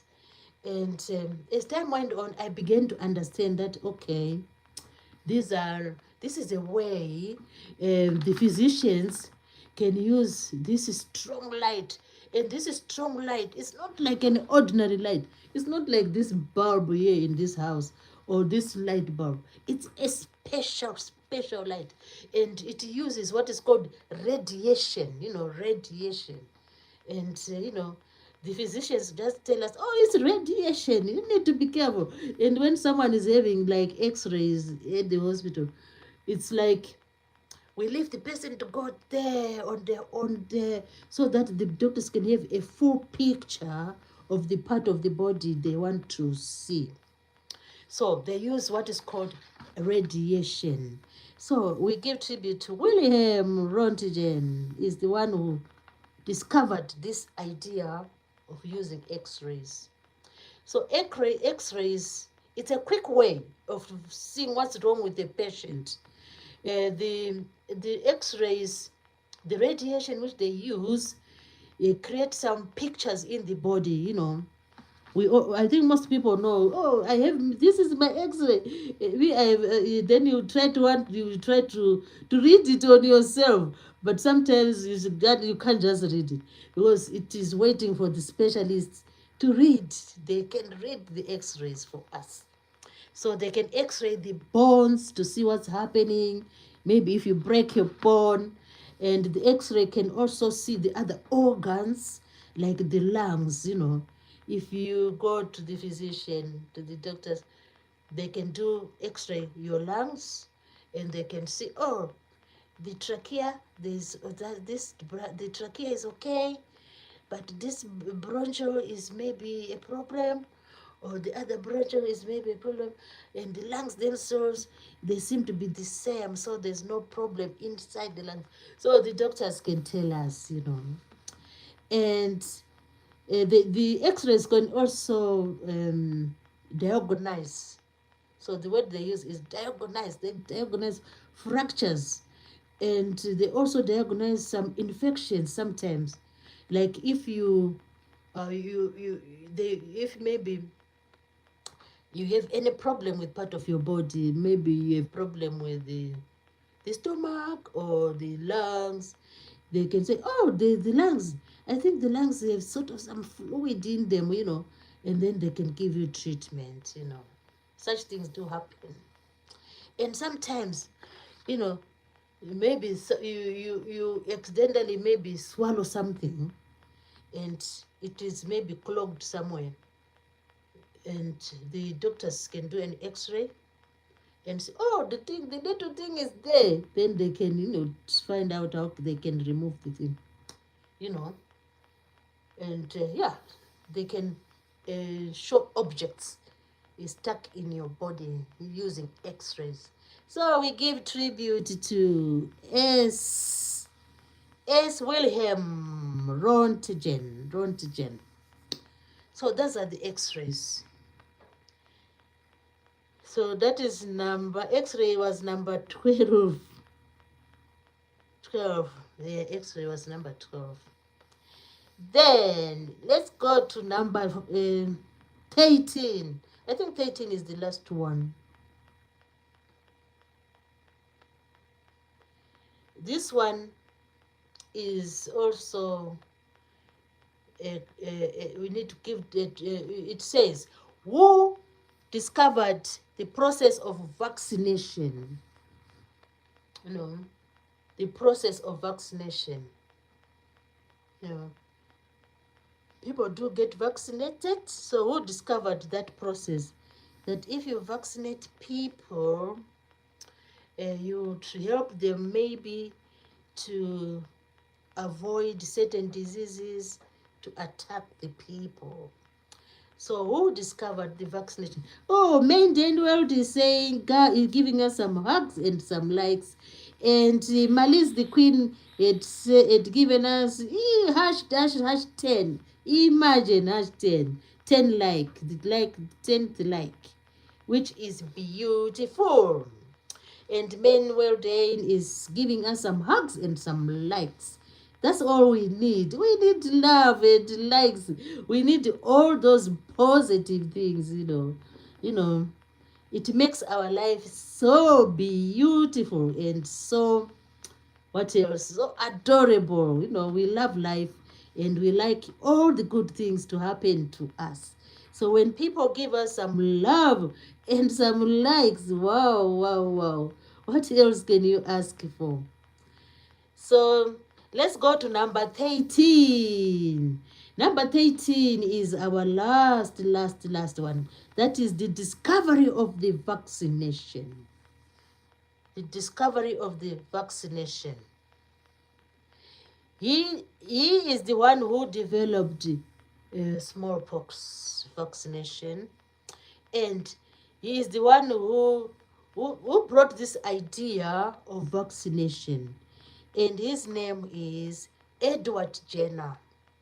So Edward Jenner reinforced this idea that vaccination can help us, can help the human body to try and build something, because all we need, like we need to fight these viruses.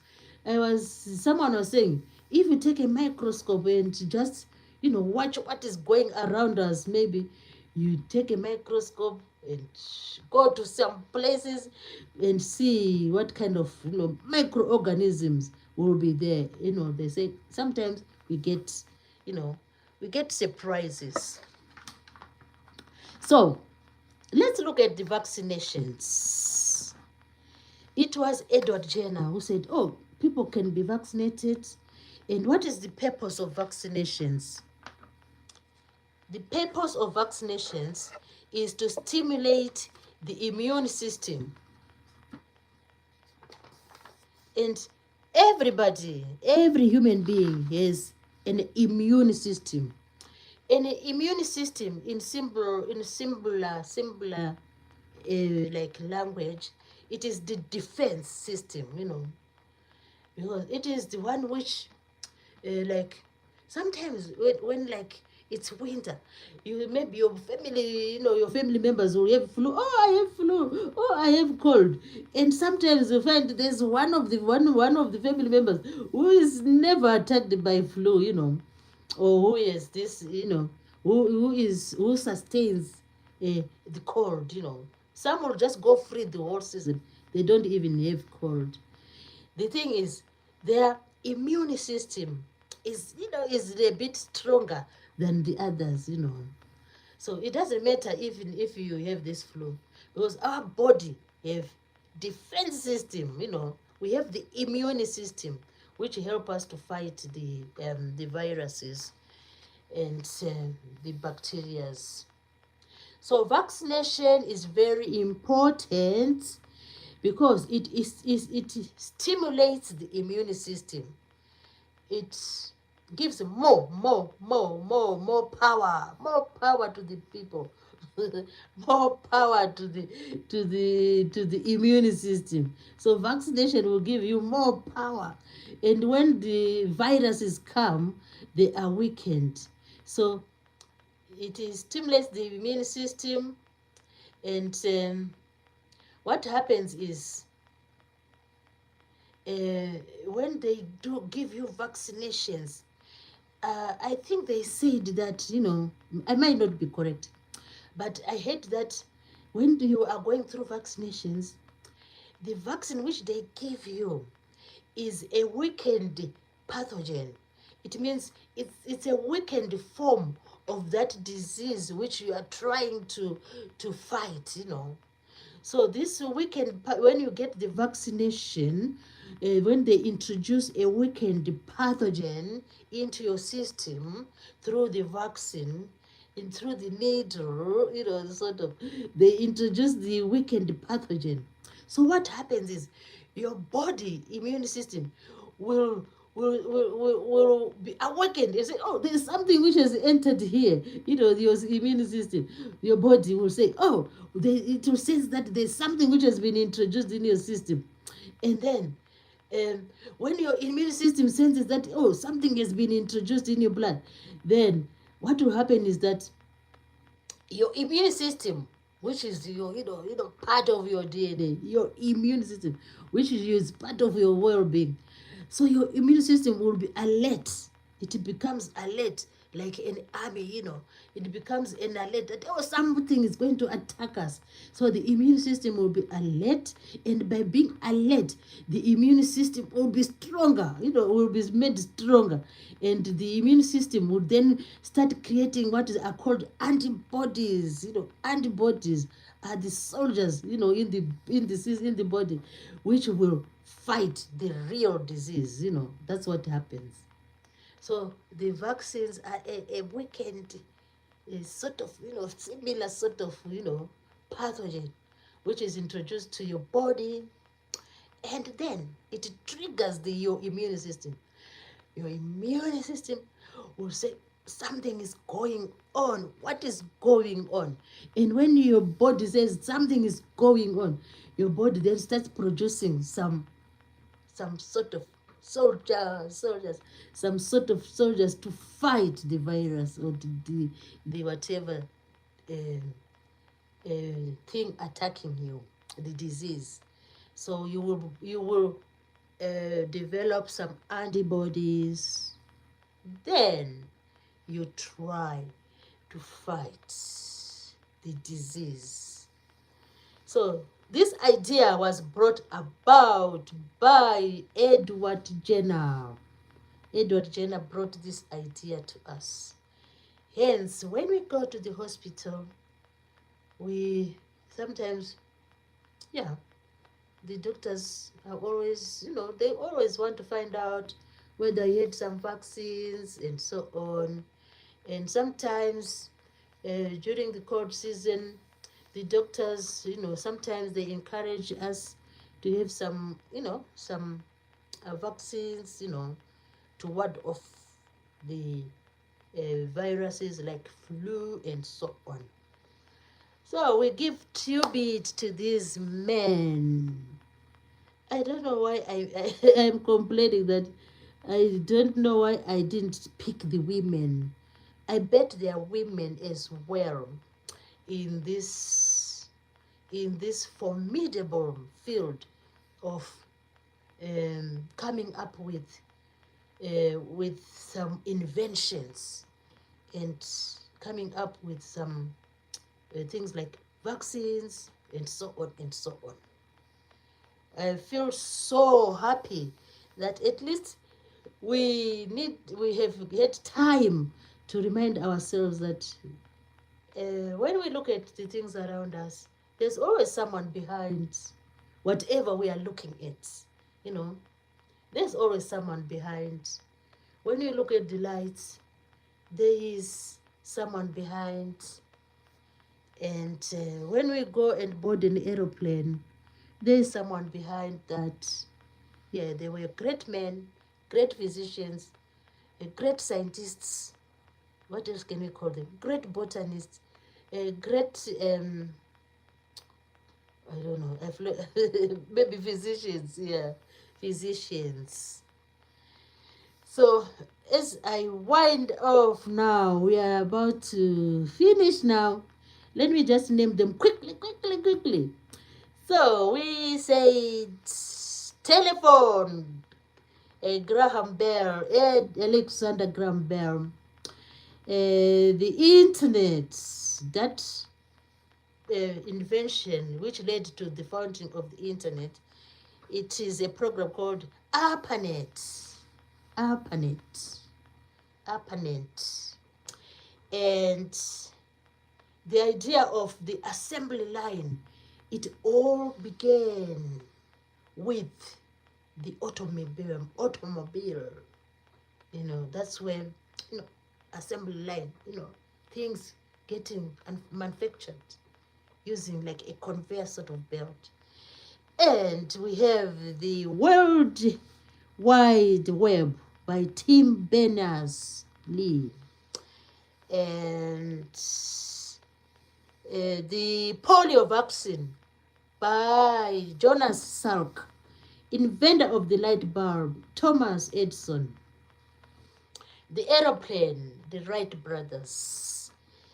And smallpox vaccine, Edward Jenner. He also did the Jenner vaccine, He also, discovered sort of the Jenner vaccines. And penicillin. I love penicillin. I don't know why. I always remember this man because I don't know why I like something like penicillin. Penicillin, Alexander Fleming. And DNA, deoxyribonucleic acid, DNA.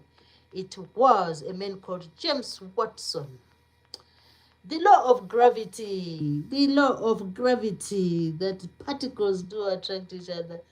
And, it was Isaac Newton. X-rays, Wilhelm Röntgen. And we go to who else? This DNA, we have done DNA, James Watson.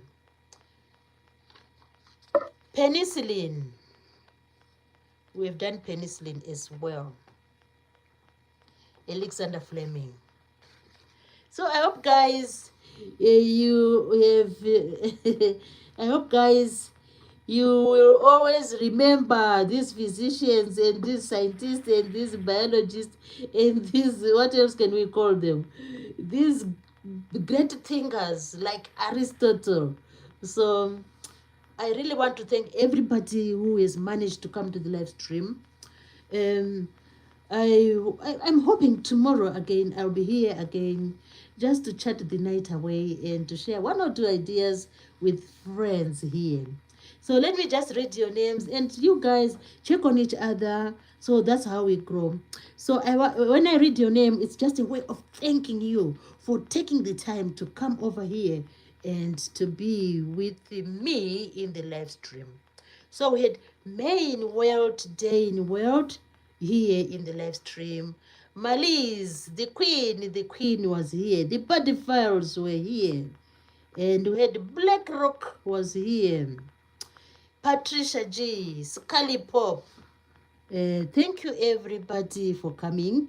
We have Angry Gingy. Angry Gingy was here to support. And we also had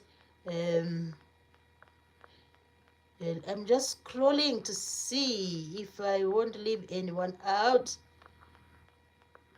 Scully Pop, I've read. Yeah. So, guys, thank you so much for coming to the live stream. I feel really honored. You know, when someone is honored, it means someone is feeling grateful for the attendance. This is awesome. Yeah, thank you everybody for being here. And remember to those who haven't subscribed to Mary's Easy Recipes, she's waiting for you. You know, we also had Hunter Coxon was here. Thank you, Hunter, for coming to the live stream. We had Live Reality, I read her name. Yeah, let's hope I won't leave anyone out. We had Jasmina was here. Jasmina Budia. Jasmina, thank you, Jasmina. Oh, that's awesome. And we had Max Kevington. Max Kevington was here in the live stream, which is awesome. I've read Hunter. Yeah, I did. So Patricia was the first one to come into the live stream. Oh, thank you so much. So guys, I really appreciate your presence, and we had a good time, and people were chatting here and there, which is what we like. You know, it's awesome if people just chat, and people giving me love and hugs and everything.